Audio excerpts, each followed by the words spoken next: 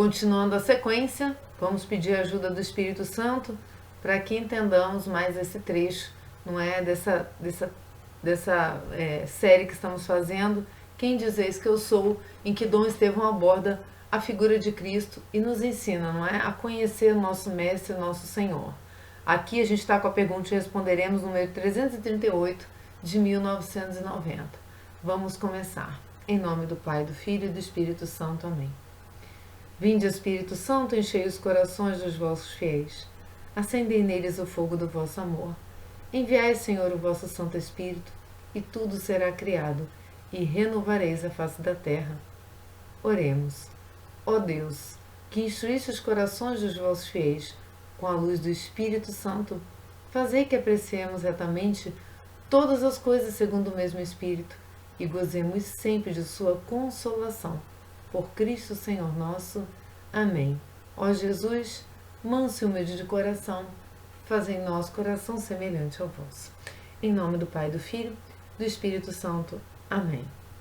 Vamos continuar então, porque terminamos aqui dizendo que essa pergunta exige respostas cabais ou radicais. Então vamos entender o percurso histórico. Quando nos voltamos para a época e o mundo de tal homem, a surpresa que experimentamos é de verificar que os poderosos de então mal tiveram consciência da sua existência. Roma fizera de muitos povos uma grande família no império poderoso e bem administrado. Após décadas de terrível violência, Augusto conseguira relativa paz, da qual falavam os poetas. A situação econômica parecia próspera, a cidade de Roma resplandecia de mármores. Mas, através da máscara de um império feliz, graçava a séria crise do mundo pagão. Havia a política dos compadres, a corrupção moral se associava ao ceticismo filosófico e religioso, de modo que ninguém acreditava em valores mais nobres. Ora, num rincão do império estava situado o povo judeu, desprezado pelos romanos. Cícero, falecido em 43 a.C., ria-se de Deus dos israelitas, dizendo que devia ser um Deus muito pequeno, pois lhes dera uma terra tão pequena como pátria. Tácito, falecido em 120 d.C., considerava os judeus seres repulsivos e imbecis. Apolônio de Tiana, falecido em 96 d.C., os tinha como os menos dotados de todos os bárbaros, de todos os estrangeiros, razão pela qual não colaboravam com nenhuma invenção para o progresso da civilização. Esse pequeno país, que de fato não oferecera nenhuma invenção material ao mundo, ia contribuir com a maior novidade para a história do gênero humano, ia apresentar a mais pura noção de Deus e o mais belo programa religioso, ia constituir-se em fronteira pela qual a humanidade se limitaria com a eternidade. A Palestina não era um país de luxo. Seu tamanho era tão pequeno que São Jerônimo não ousava dizer sua extensão para não dar ocasião de zombaria aos pagãos. Tinha clima quente e em parte desértico. No setor político, ainda menos motivos de entusiasmo apresentava. Era a Palestina ocupada por um invasor que controlava até os centavos dos respectivos habitantes. A tensão era grande.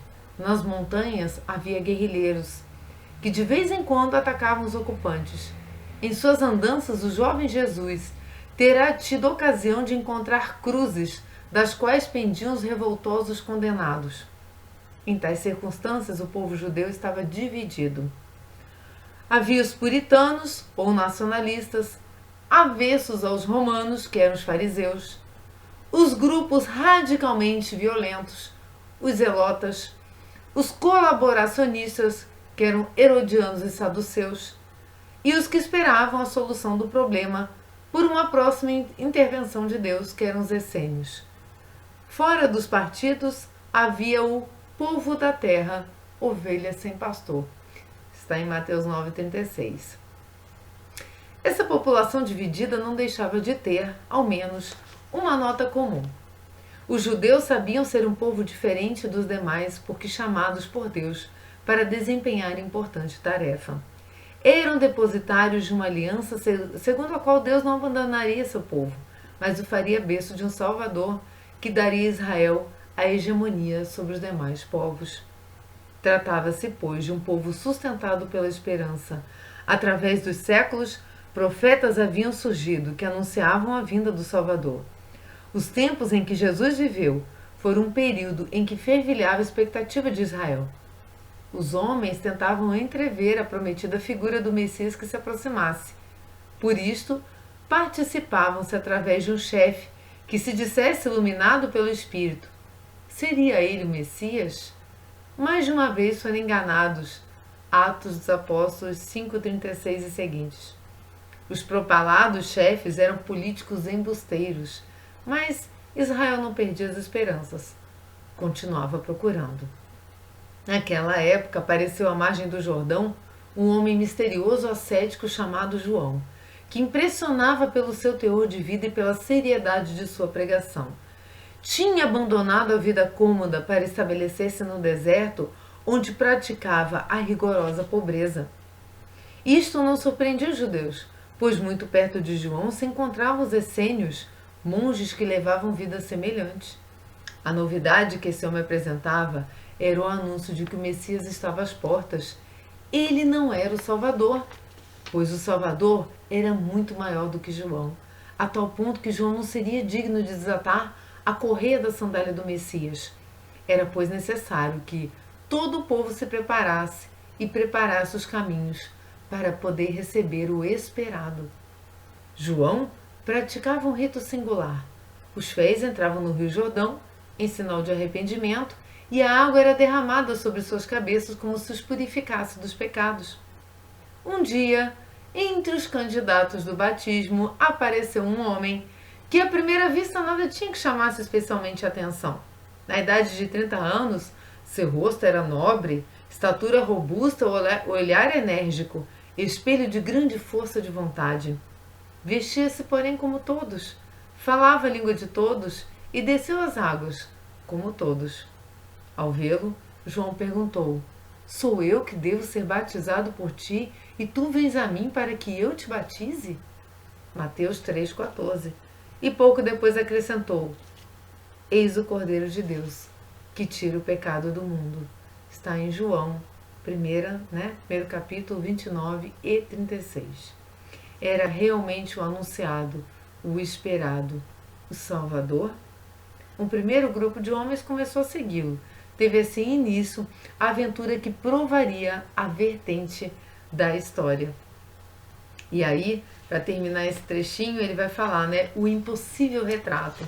E ele fala de uma coisa aqui que até dói um pouco na gente, que ninguém descreveu exatamente a figura de Jesus Cristo, A imagem, acredito que mais próxima que temos é da visão dos santos, de forma muito especial de Santa Faustina, do Santo Sudário, pois que Cristo pediu para que ela pintasse, esse retrato dele, de Jesus misericordioso. Então, acredito que aquela imagem é uma das mais fidedignas. E vamos lá, vamos pensar aqui com Dom Estevão. Como era fisicamente o homem que João batizara e identificara? O mundo estaria interessado em possuir uma estátua dele, como possui a de Alexandre Magno, Sócrates, Platão, Aristóteles. Ele teria sido retratado pelos pintores ou escultores da época se tivesse nascido em Roma ou na Grécia. Mas, para os judeus, as imagens eram algo pouco usual e mal visto. Por isto, do homem mais apresentado na arte sacra de todos os tempos, não temos uma só imagem que goze de autenticidade. Os próprios evangelistas não se preocupam com os traços físicos de Jesus. Não nos dizem se era alto ou baixo, louro ou moreno, de estatura forte ou débil. Muito se sabe a respeito de seu modo de pensar e sentir, nenhum traço, porém, do seu semblante. Apenas se pode dizer, segundo São Paulo, que se comportou exatamente como um homem em tudo, exceto no pecado. E ele vem com as citações. A descrição da face de Jesus atribuída a Flávio Lentulus, procônsul romano, é medieval e espúria ou destituída de credibilidade. O Sudário de Turim, que hoje, aqui Dom Estevão está em 1990, então aqui a gente já está 30 anos na frente, o Sudário hoje tem até imagem de 3D, que a gente consegue imaginar o rosto de Cristo, ele reconstruiu o rosto de Cristo. Mas Dom Estevão diz que o Sudário de Turim, cuja autenticidade continua muito provável, revela um Jesus majestoso em sua simplicidade de condenado à flagelação, à coroação de espinhos e à morte de cruz. Aliás, era necessário que fosse robusto para poder palmilhar as estradas da Palestina de norte a sul e de sul a norte, e para passar noites em oração ou abrigado em grutas ao redor de Jerusalém. Então, no próximo vídeo, a gente já vai começar a falar dessa estrutura física de Cristo, né? E Dom Estevão aborda muito bem, e também a questão do equilíbrio psicológico de Jesus. Vamos ao próximo vídeo. Salve Maria Santíssima!